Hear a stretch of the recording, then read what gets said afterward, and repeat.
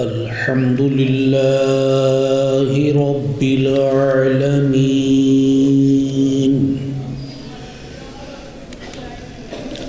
والصلاة والسلام على خاتم النبيين وعلى آله وأصحابه أجمعين أما بعد فأعوذ بالله من الشيطان الرجيم بسم الله الرحمن الرحيم هو الذي بعث في الأميين رسولا منهم يتلو عليهم آياته ويزكيهم ويعلمهم الكتاب والحكمة وإن كانوا من قبل لفي ضلال مبين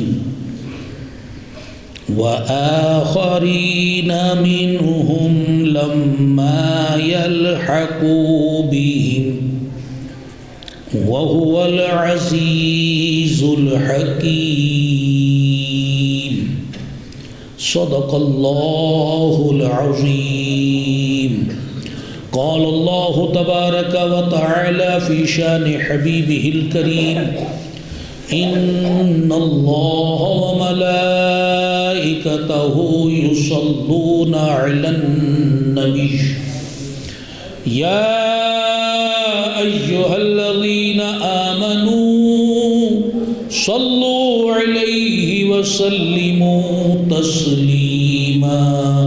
الصلاة والسلام عليك يا سيدي يا رسول الله. الصلاة والسلام عليك يا سيدي يا حبيب الله. الصلاة والسلام عليك يا سيدي يا نبي الله وعلى آلك وأصحابك يا سيدي يا نور الله.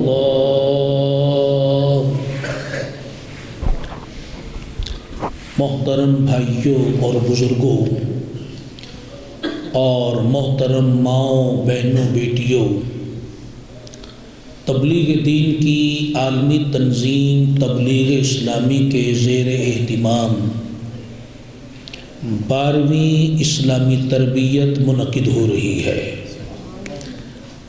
الحمدللہ آج اس کا پہلا دن ہے. عصر کی نماز سے یہ سلسلہ تربیت کا جاری و ساری ہے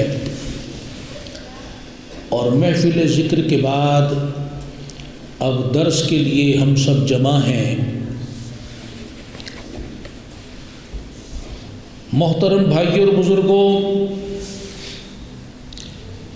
گزشتہ اسلامی تربیت میں جو بیان ہم نے سنا تھا، آج اس کے ایک حصے کو دہراتے ہوئے یہ درس دیا جائے گا. چونکہ ماہ ربیع الاول شریف کی آمد ہے اور جب یہ مبارک مہینہ آتا ہے تو ہر گلی محلے میں، ہر شہر اور ملک میں ذکر رسول صلی اللہ علیہ وسلم کی بہت زیادہ محفلیں منعقد ہوتی ہیں. تو آج کا ہمارا درس امام المتقین، امام النبیین صلی اللہ علیہ وسلم کے بارے میں ہوگا. انہی کی نگاہ کرم سے دلوں میں انقلاب برپا ہوتا ہے دلوں کی صفائی ہوتی ہے۔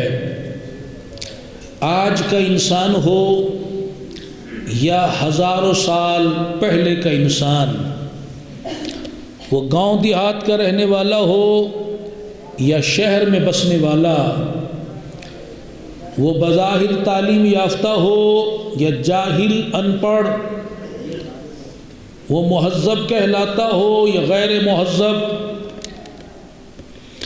اس نے اپنے جسم کے تقاضوں کو تو پورا کرنے کی کوشش کی ہے، جسم کی ضروریات کو پورا کرنے کے لیے تو تگ و دو کی ہے، مگر اپنے قلب و روح کی اصلاح، اپنے قلب و روح کی ضرورت، اپنے قلب و روح کے تقاضے پورا کرنے سے وہ قاصر رہا ہے۔ اللہ تعالیٰ نے ایسے ہی بندوں کی اصلاح کے لیے اپنے نبیوں کو گاہے بگاہے مبعوث فرمایا، اور آخر میں اپنے محبوب صلی اللہ تعالی علیہ وآلہ وسلم آپ کی تشریف آوری ہوئی۔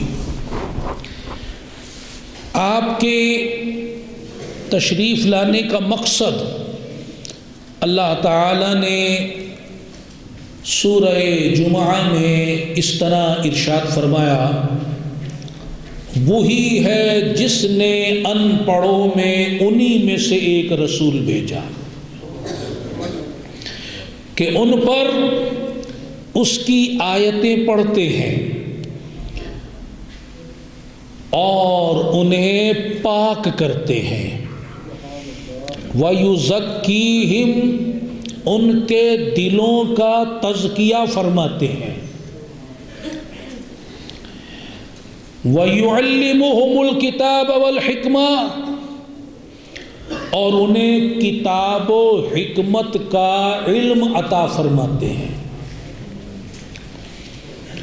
اور بے شک وہ اس سے پہلے ضرور کھلی گمراہی میں تھے، میرے نبی کے تشریف لانے سے پہلے وہ لوگ سری گمراہی میں تھے۔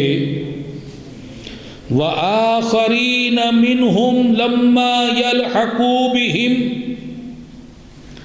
اور ان میں سے اوروں کو پاک کرتے ہیں، جن لوگوں میں مبعوث ہوئے،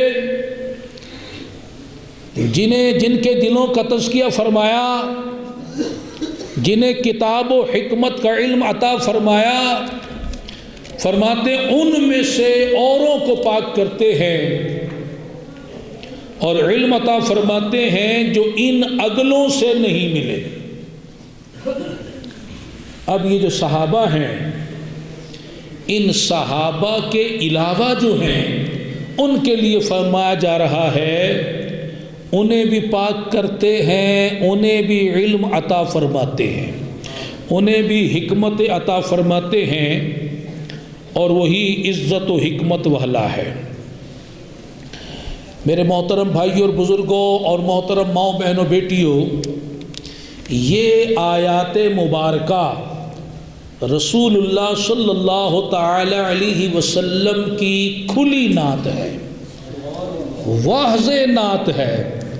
یہ پوری آیات نعت مصطفیٰ ہے، جس میں اللہ نے اپنے نبی کی نعت بیان کی، ذکر خیر فرمایا، اوصاف بیان کیے، اپنے نبی کی شان بیان کی، اور ان شانوں میں ایک شان یہ بیان کی کہ میرا جو نبی ہے وہ نبی امی ہے، اور اللہ تعالی نے اپنے محبوب کو امی بنا کر بھیجا۔ امی اسے کہتے ہیں جس نے کسی سے پڑھنا لکھنا نہ سیکھا ہو، کسی سے پڑھنا لکھنا نہ سیکھا ہو اسے کیا کہتے ہیں؟ امی۔ تو اپنے محبوب کو اللہ تعالی نے امی بنا کر بھیجا۔ اور امی بنا کر کیوں بھیجا؟ اس کی ایک حکمت یہ ہے کہ اللہ تبارک و تعالی جس قوم کی طرف اپنا رسول بھیجتا وہ قوم جن امور میں ماہر ہوتی اپنے رسول کو صورتاً وہی کام دے کر بھیجتا.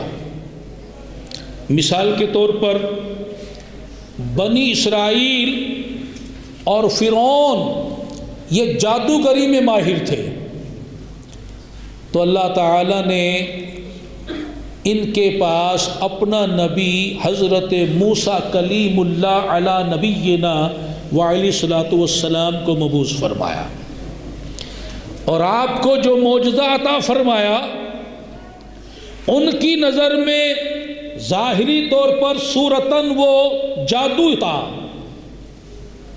لیکن اللہ تعالیٰ نے ان کے جادو کے مقابلے میں اپنے نبی کو معجزہ عطا فرمایا. آپ اپنے عصا مبارک کو جب زمین پر ڈالتے تھے تو وہ اژدہا بن جاتا تھا. آپ اپنے دستے مبارک کو، دائیں دستے مبارک کو بائیں بغل میں رکھتے اور جب باہر نکالتے تو بڑھ کر چمک رہا ہوتا. ید بیضا عطا فرمایا. اور جب حضرت عیسیٰ علیہ السلام مبعوث ہوئے تو ان کی قوم حکمت میں بہت ماہر تھی، بڑے طب میں بہت مہارت رکھتے تھے، بڑا ان کا نام تھا. اللہ تعالیٰ نے ان میں حضرت عیسیٰ علیہ السلام کو بھیجا کہ یہ بڑے طب کے ماہر ہیں، ہم تمہیں معجزہ دیتے ہیں. اور وہ معجزہ کیا تھا کہ اندھوں کو بینا کر دیتے تھے، مرض برس والے جو اس وقت لا علاج تھے ان کو شفا یاب کر دیتے تھے، مردوں کو زندہ فرما دیتے تھے، اور مٹی کے پرندے بنا کر پھونک مارتے ان میں زندگی پیدا ہو جاتی.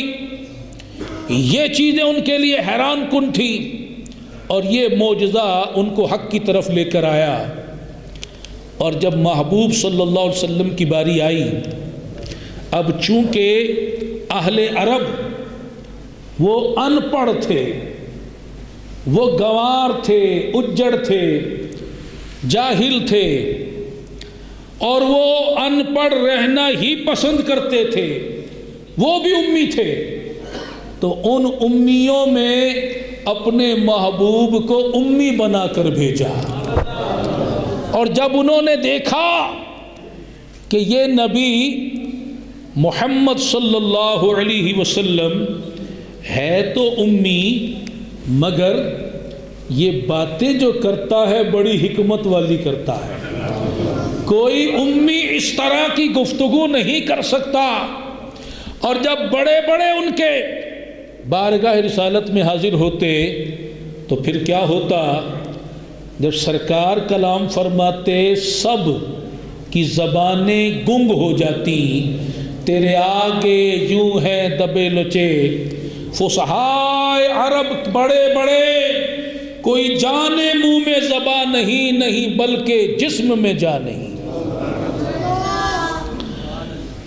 آپ صلی اللہ علیہ وسلم کو امی بنا کر بھیجا. اور نبی امی ہونے کی بہت سی وجوہات ہیں. ایک وجہ یہ کہ آپ صلی اللہ علیہ وسلم ان میں پیدا ہوئے کہ جنہوں نے کسی کتاب سے نہ پڑھا تھا اور نہ کسی کتاب سے لکھا تھا. حضرت شاہیہ علیہ السلام کی کتاب میں اللہ تعالیٰ نے اپنے محبوب کا ذکر یوں ارشاد فرمایا، انی ابعث امیا فی امیین واختم بہ النبیین. ایک امی کو میں امیوں میں بھیجوں گا. ابھی تو محبوب پیدا نہیں ہوئے اور محبوب کا ذکر ہو رہا ہے. اللہ نے اپنی کتابوں میں، ہر کتاب میں، ہر صحیفے میں اپنے محبوب کا ذکر فرمایا، اور یہ آمد مصطفیٰ کا ذکر ہو رہا ہے کہ میں ایک امی کو امیوں میں بھیجوں گا اور اس پر نبوت کو ختم کر دوں گا۔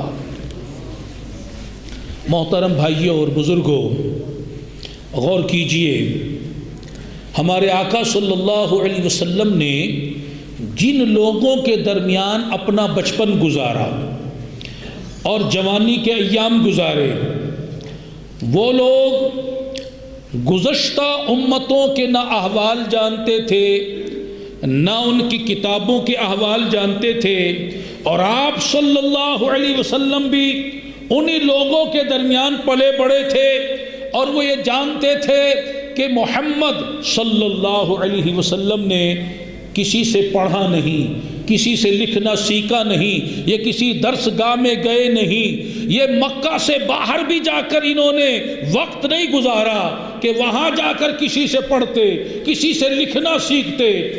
تو وہ اس بات کو بخوبی جانتے تھے۔ آپ صلی اللہ علیہ وسلم کو لکھنے پڑھنے کی بھی حاجت کیوں کر ہوتی؟ اس لیے کہ اللہ نے اپنے محبوب کو علم کے ہر کمال سے مشرف فرمایا۔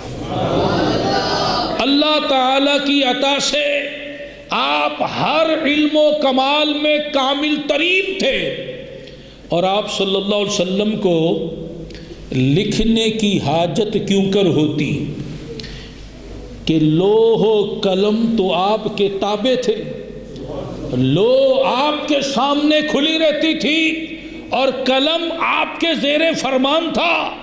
آپ جو اشارہ فرمائیں وہ قلم لکھنے کے لیے تیار۔ لکھ دو عاجز کی قسمت میں خلد بری، ملک میں تیرے آقا قلم دان ہے۔ لوح بھی تو قلم بھی تو، تیرا وجود الکتاب۔ اب غور فرمائیے کہ جب وہ لوگ یہ جانتے تھے کہ انہوں نے کہیں پڑھا نہیں، لکھا نہیں، کسی درس گاہ میں گئے نہیں، اور پھر جب وہ آپ کا کلام سنتے اور وہ یہ دیکھتے کہ یہ لکھنے کی تعلیم، لکھنے کا فن بتا رہے ہیں، تو ان کی عقلیں دنگ رہ جاتی۔ آپ صلی اللہ علیہ وسلم نے یہ جو معجزہ دکھایا، امی ہو کر امیوں میں علم کے دریا بہائے، حکمت کے چشمے بہائے، اور ان کے سامنے ایسی نورانی گفتگو فرمائی، ان کی عقلیں دنگ رہ گئیں، اور وہ یہ سوچنے پر مجبور ہو گئے کہ یہ خود سے نہیں بول رہے، یہ جس کو اللہ کہہ رہے ہیں واقعی یہ وہ انہیں بلوا رہا ہے۔ کیونکہ انہوں نے کسی سے پڑھا نہیں، لکھا نہیں، تو امیوں کے سامنے علم و حکمت کا کلام کرنا یہی آپ کا اتنا بڑا روشن معجزہ تھا۔ اگر آپ کوئی اور معجزہ ظاہر نہ بھی فرماتے، یہی معجزہ آپ کی نبوت کی صداقت کے لیے کافی تھا۔ عاشق رسول سیدنا امام بصیری رحمۃ اللہ علیہ اسی بات کو اپنے مشہور قصیدہ بردہ شریف، اس میں ایک شعر بیان فرماتے ہیں، کفاک بالعلم فی الامی معجزۃ فی الجاہلیت والتادیب فی الیتمی۔ امی یعنی وہ جس نے پڑھنا لکھنا نہ سیکھا ہو، اس میں علم کا ہونا تیرے لیے معجزہ کافی ہے، اور وہ بھی زمانہ جاہلیت میں، اور ان کا آداب سکھانا، اور وہ بھی دور یتیمی میں۔ مفسر قرآن حضرت سید ابو الحسنات قادری رحمۃ اللہ علیہ اس شعر کی شرح میں ارشاد فرماتے ہیں، اے مخاطب، تجھ کو حضور صلی اللہ علیہ وسلم کے معجزات کا علم ہی کافی ہے، باوجود کہ حضور امی تھے اور زمانہ یتیمی میں بھی آپ تعلیم و ادب دیا کرتے تھے، اور دلائل بے شمار سے قطع نظر کر کے بھی دیکھا جائے تو یہ کیا کافی نہیں کہ اس ہستی مقدس نے جاہلوں میں نشو و نما پائی، باوجود اس کے تمام علوم میں ماہر ثابت ہوئے اور بڑے بڑے فصحاء بلغاء کی جماعتوں میں افضل و اعلیٰ مانے گئے، اور تمام فضائل حمیدہ و شمائل پسندیدہ حضور صلی اللہ علیہ وسلم سے دنیا نے حاصل کیے، اور یہ سب کچھ با تعلیم ربانی حضور صلی اللہ علیہ وسلم سے ظہور میں آیا۔ خدا آپ صلی اللہ علیہ وسلم فرماتے ہیں علمنی ربی فاحسن تعلیمی، مجھے میرے رب نے تعلیم دی اور اچھی تعلیم دی، وَأَدَّبَنِي رَبِّي فَأَحْسَنَ تَعْدِيبِي، اور میرے رب نے مجھے ادب سکھایا اور اچھے ادب سے مزین فرمایا۔ تو میرے محترم بھائیوں اور بزرگوں، آپ توجہ فرمائیں، ہمارے آقا صلی اللہ علیہ وسلم کا امی ہونا، امی کسی سے پڑھنا لکھنا نہ سیکھنے والا ہونا، یہ دلائل نبوت میں سے ایک عظیم اور روشن معجزہ ہے کہ آپ صلی اللہ علیہ وسلم نے امی ہونے کے باوجود علم و عرفان کے گوہر نایاب لٹائے، اور اہل کتاب کے علماء اور عرفاء کے سامنے جب گزشتہ امتوں کے احوال بیان کیے اور ان کی کتابوں میں درج اقوال بیان کیے اور توحید باری تعالی اور اپنے رسول برحق ہونے کے دلائل قائم فرمائے، تو وہ جواب دینے سے سب کے سب عاجز تھے، اور سب پر یہ حقیقت روز روشن کی طرح عیاں ہو گئی کہ آپ اللہ تعالیٰ کے سچے رسول ہیں۔ یہ الگ بات ہے تعصب کی بنا پر، بغض کی بنا پر ان میں سے کئی ایمان نہیں لائے، مگر ان پر یہ بات روشن تھی کہ یہ اللہ کے سچے رسول ہیں، اور جو کچھ بیان کرتے ہیں وہ اللہ تبارک و تعالی ہی کی طرف سے لائے ہیں۔ آپ صلی اللہ علیہ وسلم نے جہالت کے اندھیروں کو مٹایا، علم کی روشنی کو خوب پھیلایا، جس کی بدولت ان پڑھ اجڑ گنوار معاشرے میں بسنے والے لوگ دنیا بھر میں علم کے عظیم مینار بن گئے۔ وہ لوگ جو پہلے گمراہی میں بھٹکے پھرتے تھے، جہالت کے اندھیروں میں گرے پڑے ہوئے تھے، کھلم کھلا شرک کرتے تھے، مردار کھاتے تھے، لوٹ مار کرتے تھے، بچیوں کو زندہ درگور کر دیا کرتے تھے، پرائی عورتوں کی عزت لوٹا کرتے تھے، سود خوری کے عادی تھے، شراب نوشی کے دل دادا تھے، جوا بازی کے شوقین تھے، کمزوروں، بے سہاروں، لاچاروں، بے آسروں، غریبوں اور غلاموں پر ظلم و ستم کے پہاڑ توڑا کرتے تھے، ہمہ وقت عقائد باطلہ اعمال خبیثہ میں مبتلا رہا کرتے تھے۔ جب آپ صلی اللہ علیہ وسلم نے اپنی نگاہ کیمیا اثر، اس نگاہ نبوت کو ان پر ڈالا، اللہ اکبر، کیسا انقلاب برپا ہوا۔ وہ جو پہلے اللہ کے منکر تھے توحید کے متوالے بن گئے، وہ جو آپ کے جان کے دشمن تھے وہ آپ کے عاشق بن گئے، وہ جو پہلے ڈاکے ڈالتے تھے، لوٹ مار کرتے تھے، وہ لوگوں کے مال و متاع کے محافظ بن گئے، وہ جو غنڈہ گردی اور بدمعاشی کیا کرتے تھے وہ شرافت کے پیکر بن گئے، وہ جو سود خوری، شراب نوشی، جوا بازی کے خوگر تھے وہ متقی اور پرہیزگار بن گئے، وہ جو بچیوں کو زندہ دفن کر دیا کرتے تھے وہ بچیوں کے شفیق سرپرست بن گئے، وہ جو لوگوں پر ظلم و ستم کے پہاڑ توڑا کرتے تھے وہ حقوق العباد کے علمبردار بن گئے، وہ جو جہالت کے اندھیروں میں بھٹک رہے تھے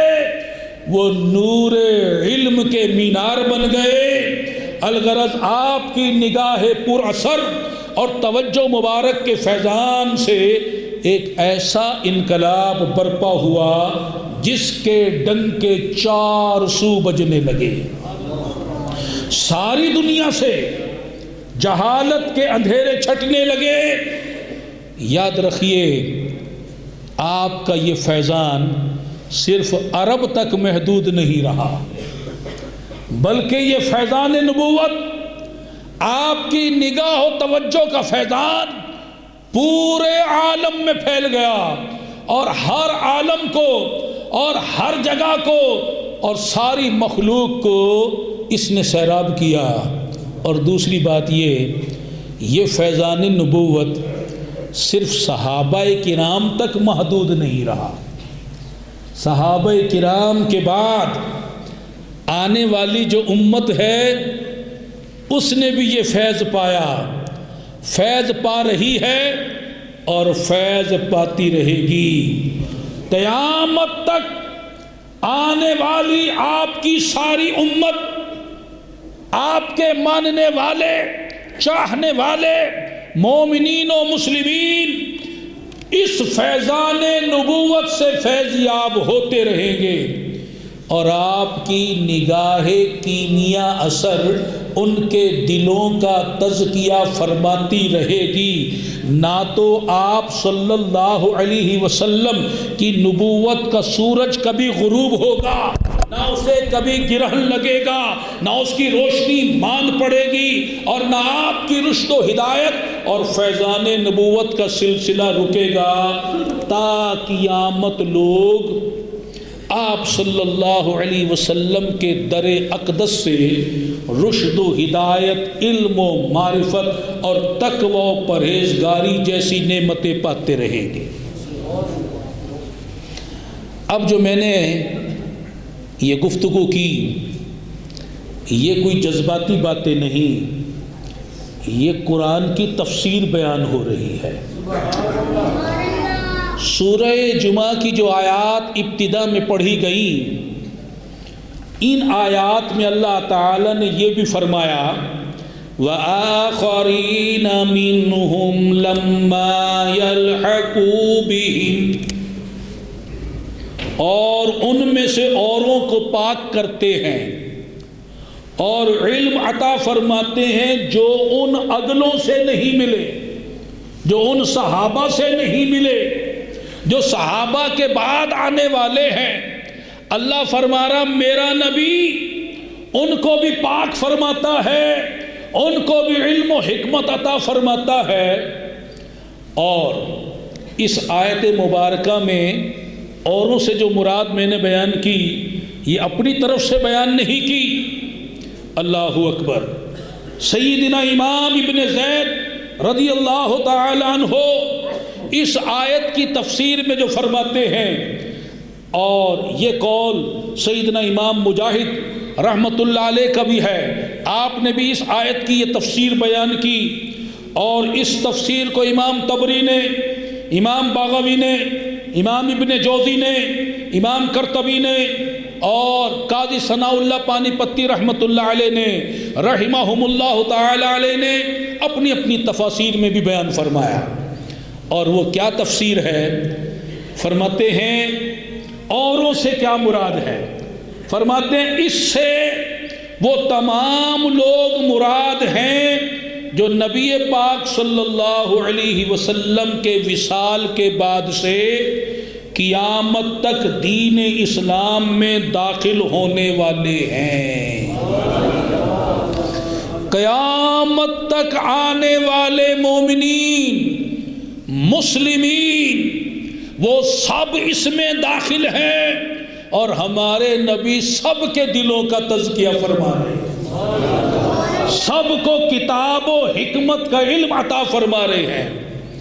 اور امام فقی ابو اللیث سمرقندی رحمت اللہ علیہ نے، بلکہ امام جلال الدین سیوطی رحمت اللہ علیہ نے یہ قول سیدنا حضرت ضحاک رضی اللہ تعالی عنہ سے، اور امام قرطبی نے یہ قول سیدنا حضرت مقاتل رضی اللہ تعالی عنہ سے نقل فرمایا۔ اور یہ تفسیر اللہ اکبر امام قشیری نے، امام سیوطی نے، امام قرطبی نے، امام رازی نے، امام بیضاوی نے، امام نصفی نے، امام ابن کثیر نے، مجمع البحرین شیخ اسماعیل حقی نے، اور علامہ محمود آلوسی رحمہم اللہ تعالی نے اپنی اپنی تفاسیر میں بیان فرمایا۔ یہ مفسرین کرام اس آیت کی یہی تفسیر بیان فرما رہے ہیں، اور ان سب نے یہی تفسیر کی ہے کہ یہاں اوروں سے مراد قیامت تک آنے والے مسلمان ہیں۔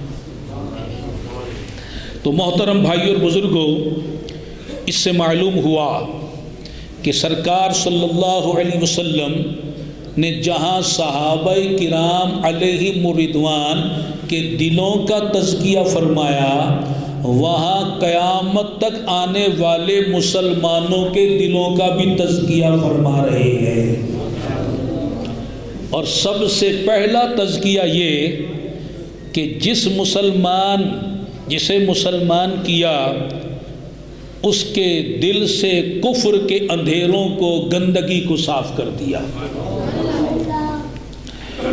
اور قیامت تک آنے والوں کو کتاب و حکمت کا علم عطا فرما رہے ہیں۔ تو آج جس کے پاس بھی کتاب کا علم ہے، حکمت کا علم ہے، یہ سب فیضان مدینہ ہے۔ اب توجہ فرمائیے، جب قرآن سے یہ بات ثابت ہو گئی، جب تفاسیر میں مفسرین کرام نے بھی اس کی وضاحت فرما دی کہ رسول اللہ صلی اللہ تعالی علیہ وسلم نہ صرف صحابہ کرام کا دلوں کا آپ نے تزکیہ فرمایا، بلکہ قیامت تک آنے والے مسلمانوں کے دلوں کا آپ تزکیہ فرما رہے ہیں۔ تو اب اس سے چند عقائد ہمیں واضح طور پر معلوم ہوئے۔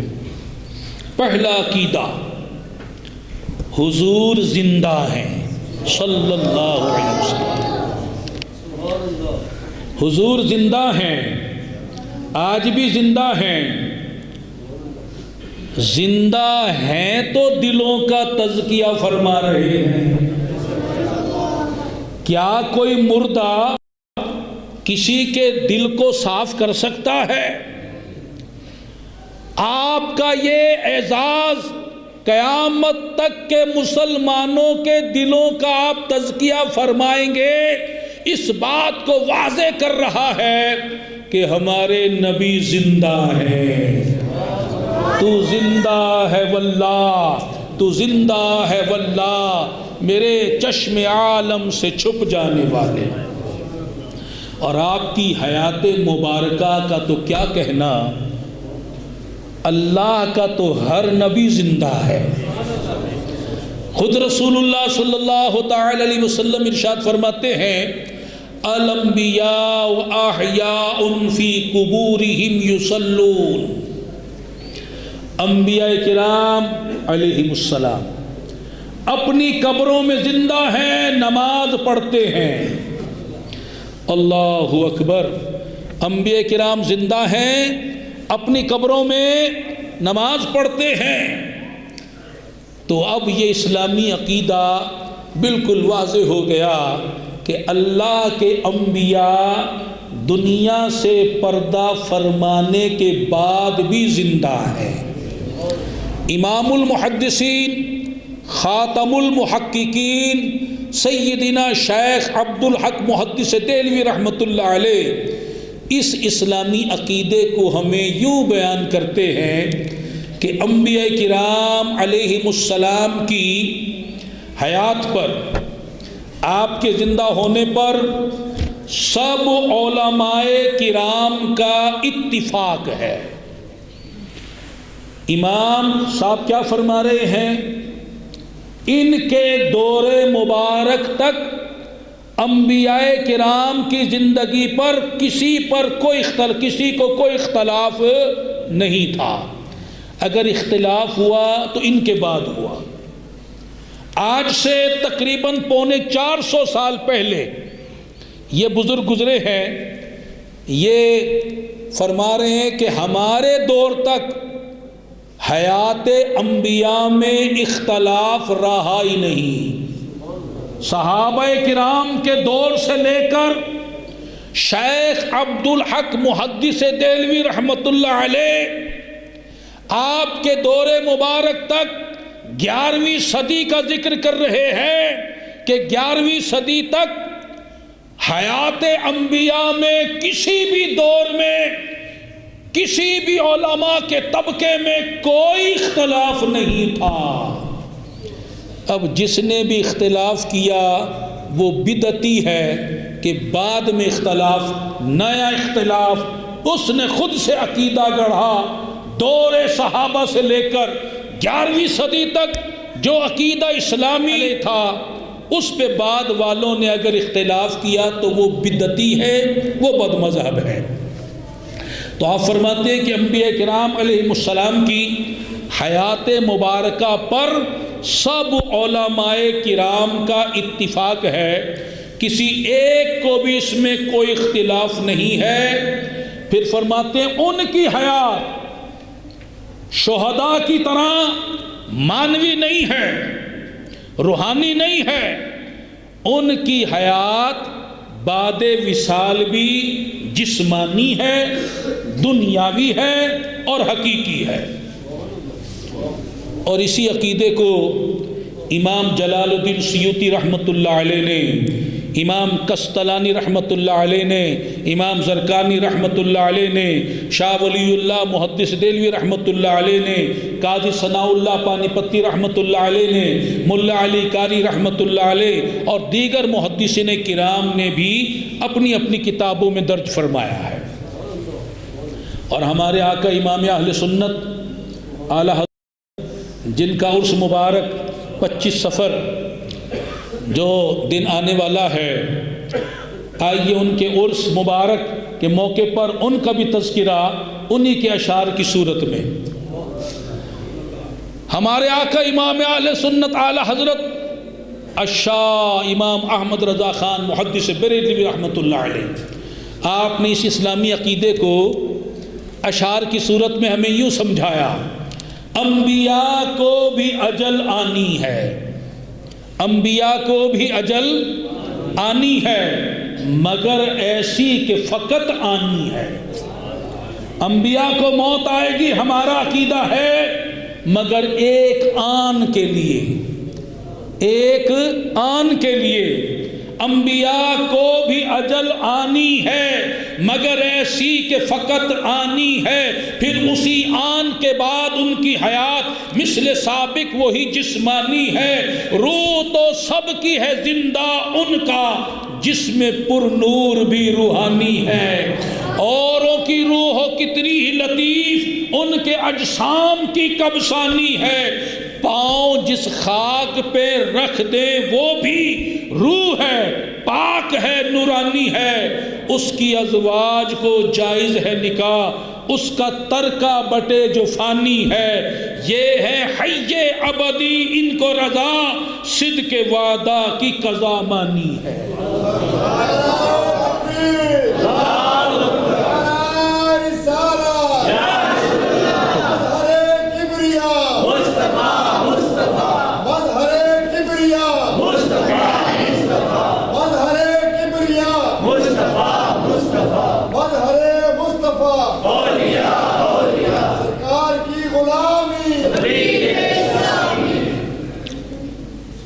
آج جو آیت مبارکہ ہم نے ابتدا میں سنی، اس سے پہلا یہ عقیدہ واضح ہو گیا کہ اللہ کے نبی زندہ ہیں صلی اللہ علیہ وسلم۔ اب دوسرا عقیدہ اسی آیت سے واضح ہو رہا ہے۔ دوسرا اسلامی عقیدہ کہ رسول اللہ صلی اللہ علیہ وسلم حاضر و ناظر ہے۔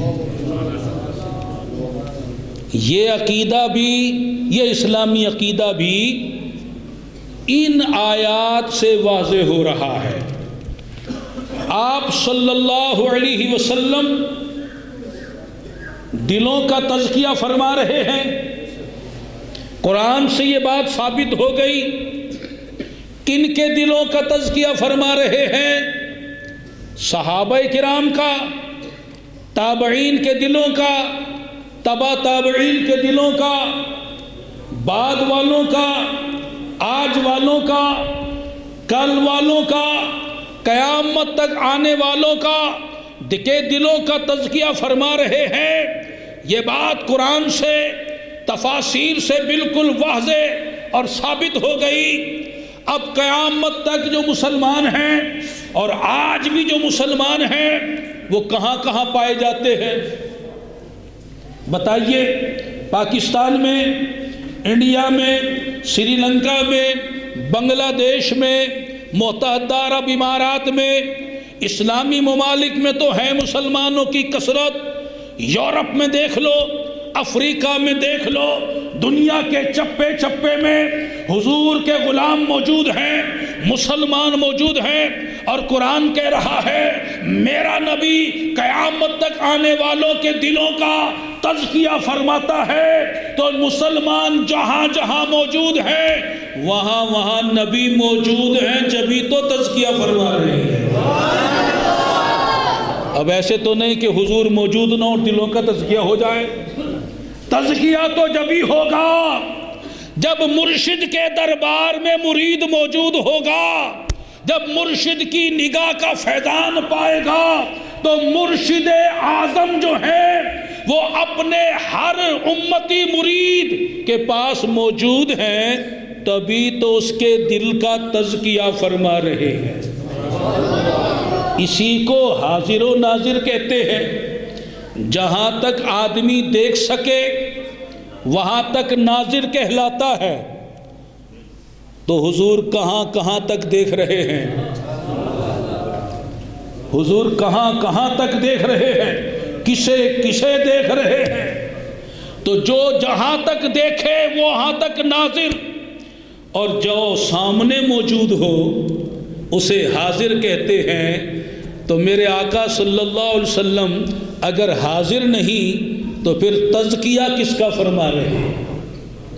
اگر ناظر نہیں تو تزکیہ کیسے فرما رہے ہیں؟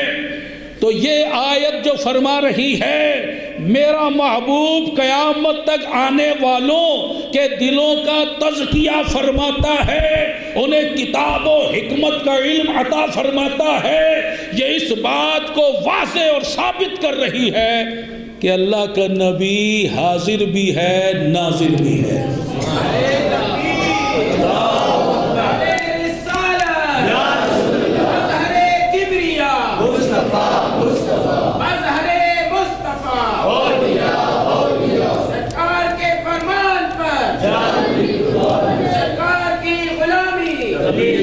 سورہ احزاب میں اللہ تعالیٰ فرماتا ہے یا ایہا النبی انا ارسلناک شاہدا، اے غیب کی خبریں دے بتانے والے نبی، بے شک ہم نے تجھے بھیجا حاضر ناظر، ہم نے تجھے حاضر ناظر بنا کر بھیجا۔ مفسرین کرام رحمہم اللہ تعالی اس آیت مبارکہ کی تفسیر میں فرماتے ہیں، امام بیضاوی نے، امام نصفی نے، امام آلوسی نے، امام جلال الدین محلی نے اس آیت مبارکہ کی جو شرح تفسیر بیان کی، ذرا غور سے سنیے۔ وہ فرماتے انا ارسلناک شاہدن، اللہ نے فرمایا کہ بے شک محبوب ہم نے آپ کو بھیجا شاہد بنا کر۔ کن کی طرف شاہد بنا کر بھیجا؟ کن کے لیے گواہ بنا کر بھیجا؟ کن کے لیے حاضر ناظر بنا کر بھیجا؟ یہ مفسرین کرام تفسیر بیان کر رہے ہیں، الا من بعثت الیہم، اے محبوب ان سب پر تمہیں میں نے شاہد بنا کر بھیجا ہے جن کی طرف تم رسول بن کر آئے ہو، جن کی طرف تم رسول بن کر آئے ہو، ان سب پر میں نے تمہیں حاضر ناظر بنا کر بھیجا ہے، شاہد بنا کر بھیجا ہے، گواہ بنا کر بھیجا ہے۔ اب آپ بتاؤ حضور کس کس کی طرف رسول بن کر آئے؟ حضور کس کس کی طرف رسول بن کر آئے ہیں؟ آپ کیا بتاؤ، میں کیا بتاؤں؟ خود رسول اللہ بتا رہے ہیں مسلم شریف کی حدیث پاک آپ نے فرمایا سن لو میں کس کس کا رسول بن کر آیا ہوں، ارسلت الی الخلق کافہ، اللہ نے مجھے ساری مخلوق کا رسول بنا کر بھیجا۔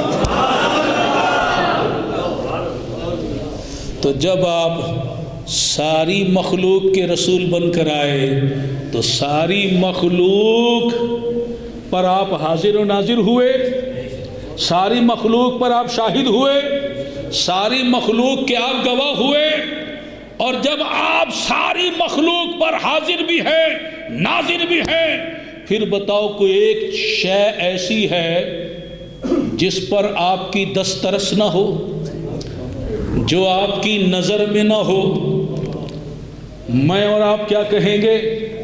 خود ہمارے پیارے آقا صلی اللہ علیہ وسلم اپنی نظر مبارک کی عظمت بیان فرما رہے ہیں، اور مسلم شریف کی حدیث پاک امام ترمذی نے، امام ابو داؤد نے، امام ابن ماجہ نے بھی یہ حدیث پاک اپنی کتاب میں نقل فرمائی۔ حضرت ثوبان رضی اللہ تعالی عنہ اس حدیث کے راوی ہیں۔ رسول اللہ صلی اللہ علیہ وسلم ارشاد فرماتے ہیں ان اللہ زوالی الارض فرأیت مشارقہا و مغاربہا، اللہ تعالی نے میرے لیے زمین کو سمیٹ دیا، ایسے کر دیا جیسے مثل ہتھیلی کے ہو، میں نے اس کے مشرقوں کو بھی دیکھ لیا، اس کے مغربوں کو بھی دیکھ لیا، جو کچھ ہے سب میری نظر کے سامنے آ گیا۔ تو اب ہر چیز پر حضور کی نظر بھی ہے۔ تو اب اس آیت مبارکہ سے دوسرا اسلامی عقیدہ یہ واضح ہوا جو اللہ نے فرمایا میرا نبی قیامت تک آنے والوں کے دلوں کا تزکیہ فرماتا ہے، انہیں کتاب و حکمت کا علم عطا فرماتا ہے۔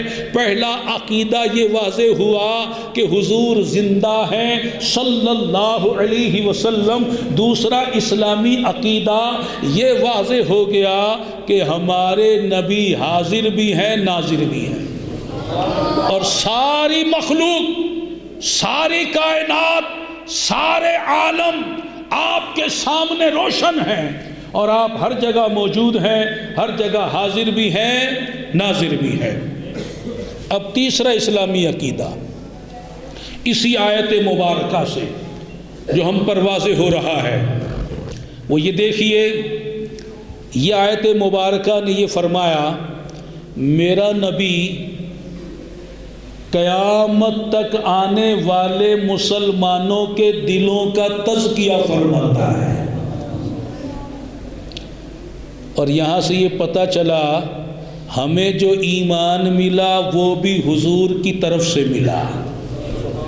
آپ ہی نے تزکیہ فرمایا تو ہم مومن ہوئے، ہم مسلمان ہوئے، ہمارے دلوں میں ایمان آیا۔ فرمایا کہ میرا نبی قیامت تک آنے والے مسلمانوں کے دلوں کا تزکیہ فرماتا ہے۔ اس سے پتہ چلا کہ ہر دل پر حضور کی نظر ہے۔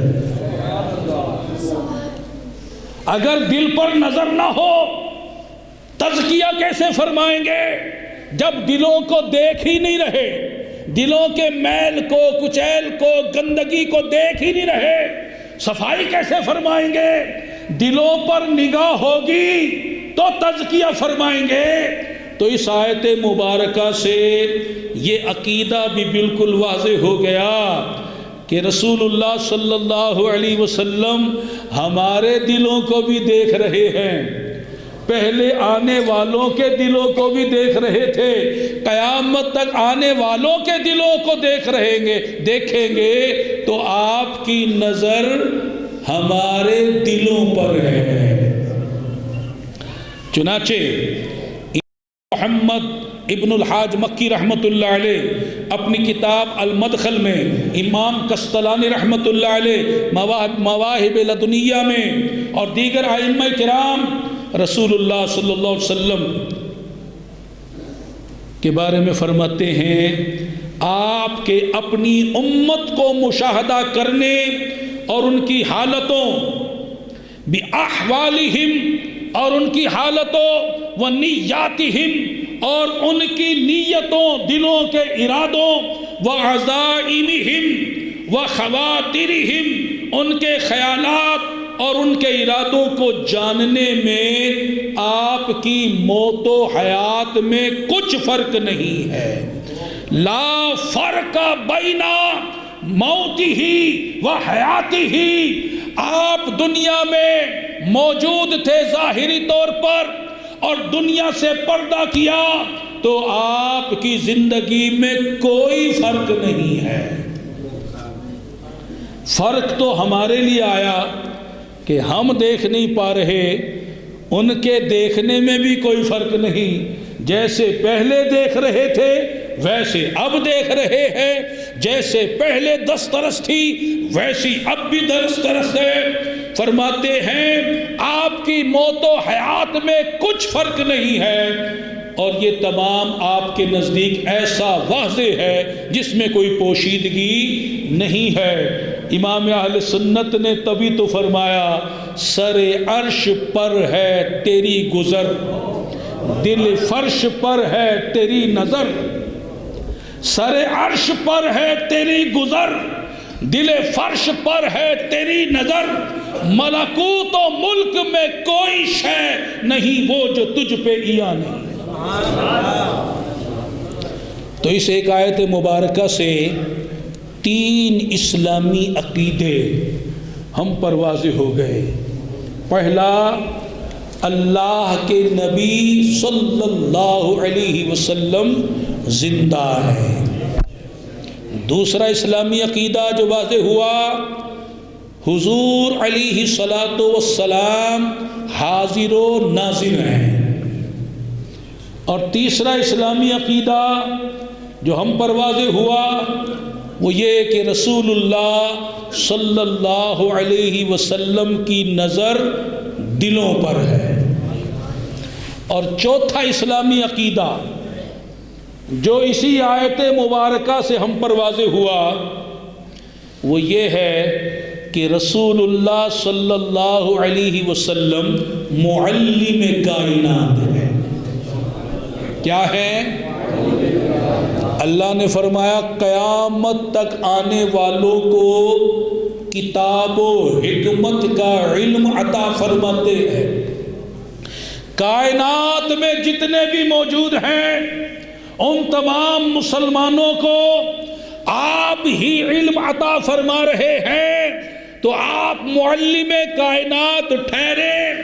اب ذرا اس بات کو اور غور کر لیجئے، بات اور نکھر کر واضح ہو جائے گی۔ ہم مدارس کی طرف غور کرتے ہیں، شہروں میں دنیا بھر میں دینی مدارس موجود ہیں، وہاں مختلف جماعت لگتی ہے، اساتذہ ایک جیسے ہیں جو ان کو تعلیم دیتے ہیں، اور وہ سالوں سے مدارس میں ایک ہی نصاب پڑھا رہے ہیں، وہی قرآن، وہی حدیث، وہی فقہ کی تعلیم، وہی کتابیں، وہی مدرسہ، وہی اساتذہ۔ تو مدرسہ بھی ایک، کلاسیں بھی ایک جیسی، نصاب بھی ایک، اساتذہ بھی ایک، لیکن ہم دیکھتے ہیں کہ جو طلباء وہاں سے فارغ ہوتے ہیں وہ ایک جیسے نہیں ہوتے۔ ان کا علم، فہم و ذکا ایک جیسا نہیں ہوتا۔ ذرا آپ ایک طائرانہ نظر تو ڈالیے، دیکھیے یہ فیضان مصطفیٰ آپ کو نظر آئے گا۔ یہ فیضان مصطفیٰ ہی تو ہے کہ آسمان علم پر کوئی امام اعظم تو کوئی غوث اعظم بن کر روشن ہوا۔ سرکار کے در سے انہیں وہ علم کا دریا، وہ فیضان ملا، امام اعظم بن گئے، کوئی غوث اعظم بن گیا، کہیں خواجہ حسن بصری، کہیں جنید بغدادی، کہیں سفیان ثوری، کہیں داتا علی حجویری نے اجالا فرمایا، تو کہیں امام بخاری، امام مسلم، امام ترمذی، امام ابو داؤد، امام ابن ماجہ، امام بیہقی، امام نسائی نے نور علم کو بکھیرا۔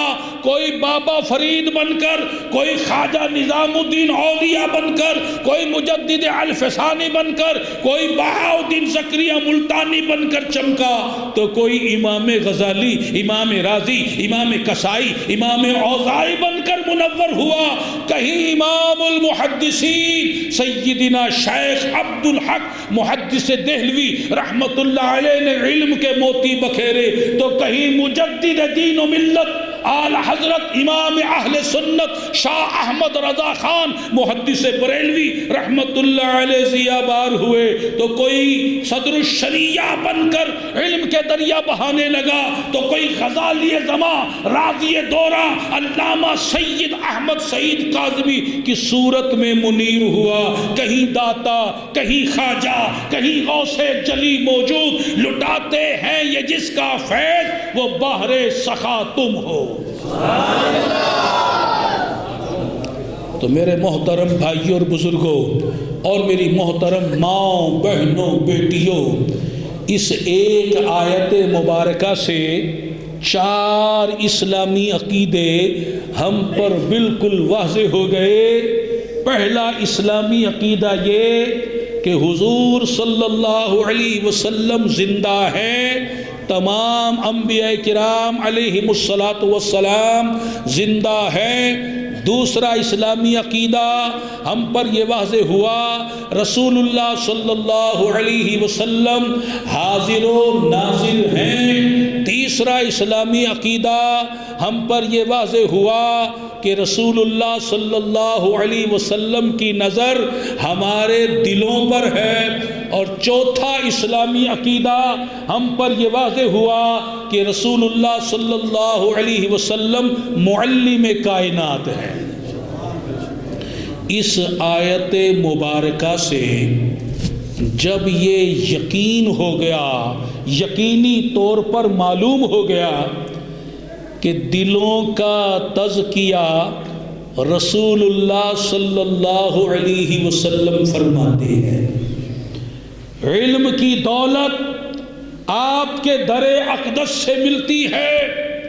اب جسے دلوں کا تزکیہ چاہیے، جو دل کی صفائی کا متمنی ہے، جو دل میں روحانیت چاہتا ہے، جو دل میں تقوی اور پرہیزگاری کا خواہش مند ہے، جو چاہتا ہے کہ ٹیڑھے دل سیدھے ہو جائیں، جو چاہتا ہے کہ کالے دل اجلے ہو جائیں، جو چاہتا ہے زنگ آلود دل منور ہو جائے، جو چاہتا ہے کہ گندا دل پاکیزہ ہو جائے، تو پھر اسے در اقدس کی چاکری کرنی ہوگی، اسے در مصطفیٰ کی غلامی کرنی ہوگی، کہ جس در سے یہ ملنا ہے اس در کی طرف متوجہ ہونا ہوگا، اس مرشد اعظم کی طرف متوجہ ہونا ہوگا، مرید بن کر اس کے دربار میں حاضر ہونا ہوگا۔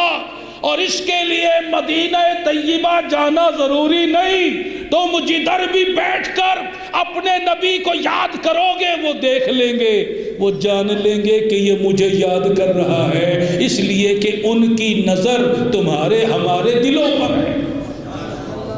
تم جہاں بھی بیٹھ جاؤ، تمہارا بیٹھنا بتائے تمہاری توجہ، تمہارا انہماک، تمہاری غلامی، تمہاری ارادت، تمہاری عقیدت جتنی بڑھتی چلی جائے گی، فیضان نبوت اسی قدر آتا جائے گا۔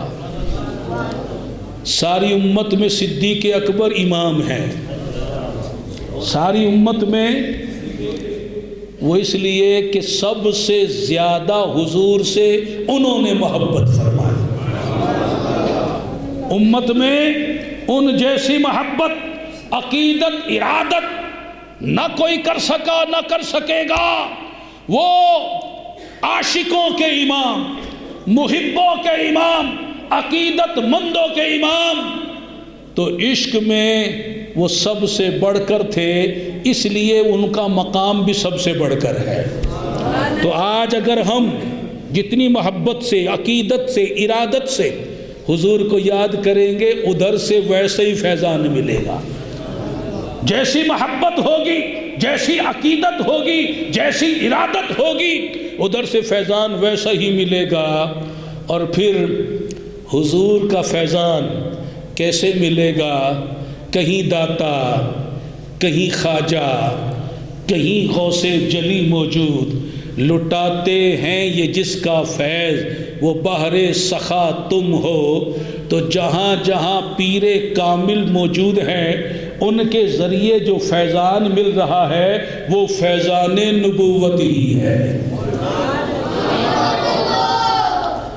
تو لہٰذا آج کا درس تصوف ہمیں یہ درس دے رہا ہے کہ یہ دل کی صفائی محض کتابی علم نہیں ہے، محض کتابی علم، یہ تو فیضان نبوت ہے، یہ تو فیضان نبوت ہے۔ بس میرے آقا نے جس کو جتنا نواز دیا اس کا دل اسی قدر جگمگا گیا، حضور نے جس کو جتنا عطا فرمایا وہ اس قدر روحانیت کا امام بن گیا، جس پر جتنی نظر ڈال دی، بلکہ یوں کہو جس پر حضور جتنا خوش ہو گئے اس پر اتنا کرم ہو گیا، اور وہ اسی قدر اللہ کا مقرب بندہ بن گیا۔ تو اگر کچھ مقام چاہیے تو حضور کو خوش کرنا ہوگا۔ بتائیے حضور کو ناراض کر کے کوئی روحانیت میں قدم رکھ سکتا ہے؟ حضور کے دین کی مخالفت کر کے، حضور کی شریعت کی مخالفت کر کے کوئی روحانیت پا سکتا ہے؟ ہرگز نہیں۔ روحانیت کی الف بھی اسے حاصل نہیں ہو سکتا جب تک حضور راضی نہیں ہوتے، کسی کو کچھ بھی عطا نہیں ہوتا۔ یہ مزاروں میں جن کے آج نعرے لگ رہے ہیں، ان صاحبان مزار اس لیے لگ رہے ہیں کہ حضور ان سے راضی ہیں۔ اگر ہم بھی کچھ چاہتے ہیں مقام و مرتبہ دین میں، روحانیت میں، تو حضور کو راضی کرنا ہوگا، حضور کو خوش کرنا ہوگا۔ مجھے بتاؤ، حضور یہود و نصارہ کی پیروی کرنے سے خوش ہوتے ہیں یا اپنی پیروی کرنے سے خوش ہوتے ہیں؟ بتائیے، بتائیے، یہ فیصلہ آپ خود کریں کہ حضور ہم سے خوش کب ہوں گے؟ جب ہم انگریزوں کی طرح اپنے چہرے بنائیں گے، ان کی محبوب سنت داڑھی، محبوب سنت داڑھی ہمارے لیے نفرت کی علامت بن جائے، اور ہم کہیں کہ ہمیں روحانیت مل جائے۔ ہمارے گھر میں ان کو ناراض کرنے والے کام ہوں، گانے باجے ہوں، بے پردگی ہو، بے حیائی کے کام ہوں، اور ہم چاہیں کہ ہمیں روحانیت میں مقام مل جائے، ہمارا دل صاف ہو جائے۔ ارے جس نے بھی دل میں کچھ پایا ہے انہیں راضی کر کے پایا ہے۔ تو اگر آپ اور میں سچے ہیں دل کو پاک کرنے کے لیے، اگر میری اور آپ کی نیت سچی ہے کہ ہم دل کو پاک کرنا چاہتے ہیں، صاف کرنا چاہتے ہیں، تو طریقہ آپ کو پتہ چل گیا کہ حضور کو راضی کر لو، حضور کی غلامی اختیار کر لو، آپ کے در اقدس کی چاکری کرو، آپ کو راضی کرو۔ اور حضور کی رضا جو ہے وہ کس میں ہے؟ حضور کی رضا کس میں ہے؟ اس دین میں ہے جس دین کے لیے آپ نے پتھر کھائے، جس دین کے لیے آپ نے مشقتیں جھیلی، زخمی ہوئے، خون تک قربانی دی، خون تک بہایا، وہ دین آپ کو بہت پیارا ہے۔ اس دین اسلام سے حضور بڑی محبت کرتے ہیں۔ اس دین اسلام کی خاطر جب جبریل پیغام لے کر آئے کہ تمہارے اس نواسے کی قربانی چاہیے، حسین کی قربانی چاہیے، تو میرے آقا نے اسلام کو دیکھا، حسین کو دیکھا، اور فرمایا اسلام پر میں اپنے نواسے کو قربان کرتا ہوں۔ وہ اسلام اتنا پیارا، حضور کو اتنا پیارا، اور آج ہم نے اسلام کے احکام کو چھوڑ دیا ہے۔ آج ہم نے اسلام کو اپنانا چھوڑ دیا ہے۔ آج ہم دعوے کرتے ہیں، آج ہم نیکی کی باتیں کرتے ہیں، لیکن عمل کچھ نظر نہیں آتا۔ ایک تو وہ ہے جو دشمنان اسلام ہے، وہ اسلام پر دشمنی کے تیر برسا رہے ہیں، اور ایسے وقت میں جب سارا کفار اور مشرکین کا ٹولہ اسلام کے خلاف اکٹھا ہو گیا ہے، وہ اسلامی اقدار کو مٹا رہے ہیں، وہ اسلامی تہذیب کو مٹا رہے ہیں، وہ اسلام کے خلاف سازشیں کر رہے ہیں، مگر افسوس وہ تو دشمن تھے، ہم اپنے ہو کر اسلام سے منہ موڑ رہے ہیں، اسلام کے احکام سے پیٹھ پھیر رہے ہیں۔ آج ہمیں اسلام کا حکم اچھا نہیں لگ رہا، آج ہمیں تو یہود و نصارہ کا فیشن اچھا لگتا ہے، ان کا طریقہ اچھا لگتا ہے، عورتوں کو ننگے سر پھرنا اچھا لگتا ہے۔ کیوں؟ یہ اسلام کا طریقہ نہیں، یہ یہود و نصارہ کا طریقہ ہے۔ مردوں کو داڑھی مڑانا اچھا لگتا ہے، آج کانوں میں بالیاں ڈالنا اچھا لگتا ہے، آج یہود و نصارہ کا طریقہ اپنانا اچھا لگتا ہے۔ پھر ہم کہتے ہیں کہ دلوں کی صفائی چاہتے ہیں، یہ فراڈ اپنے آپ سے کر رہے ہیں۔ کب تک اپنے آپ کو دھوکہ دو گے؟ کب تک اپنے آپ کو دھوکے میں رکھو گے؟ سراب میں مبتلا رہو گے؟ ہوش میں آؤ، ہوش میں آؤ، جاگو، خدا را ہوش میں آؤ، غفلت سے بیدار ہو۔ دشمنان اسلام کی سازش کامیاب ہوتی نظر آ رہی ہے، مسلمانوں کو اسلام سے دور کر دیا، شریعت سے دور کر دیا، دین سے دور کر دیا، اسلام کے خلاف کر دیا۔ خدا را جاگو، ہوش میں آؤ، اور اگر چاہتے ہو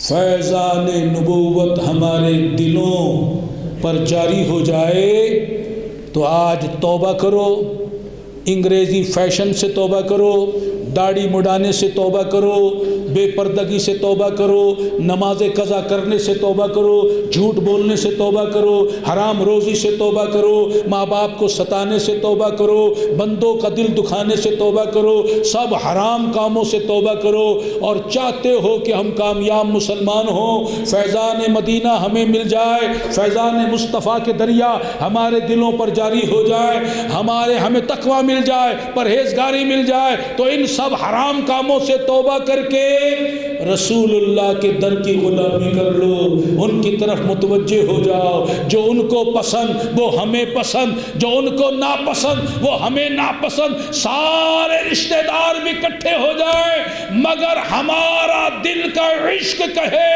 جو نبی کو پسند وہ ہماری پسند، جو نبی کی ناپسند وہ ہماری ناپسند۔ جس نے ایسا کر لیا وہ کامیاب ہو گیا، اور جس نے نبی کی مخالفت کی وہ ذلیل و رسوا ہو گیا۔ اللہ تبارک و تعالی ہم پر کرم فرمائے، سارے بھائی اور ساری بہنیں دل سے نیت کریں کہ ہم حضور کی پسند کو اپنی پسند بنائیں گے، نبی کی پسند کو اپنی پسند بنائیں گے، نبی کی پسند کو اپنی پسند بنائیں گے، چاہے گھر والے روٹھ جائیں، چاہے محلے والے روٹھ جائیں، چاہے رشتہ دار روٹھ جائیں، چاہے سارا جگ روٹھ جائے، مگر جو نبی کی پسند ہوگی وہ ہماری پسند ہوگی، اور جو چیز نبی کو ناپسند ہوگی ہم بھی اسے ناپسند رکھیں گے انشاءاللہ تعالی۔ اللہ تبارک و تعالی جل شانہ ہمیں اسی نیتوں پر قائم رکھے، اور سرکار غوث پاک کے طفیل ہمارے دلوں پر بھی فیضان مصطفیٰ، فیضان مدینہ جاری فرمائے، آمین، بجاہ خاتم النبیین صلی اللہ علیہ وسلم، وما علینا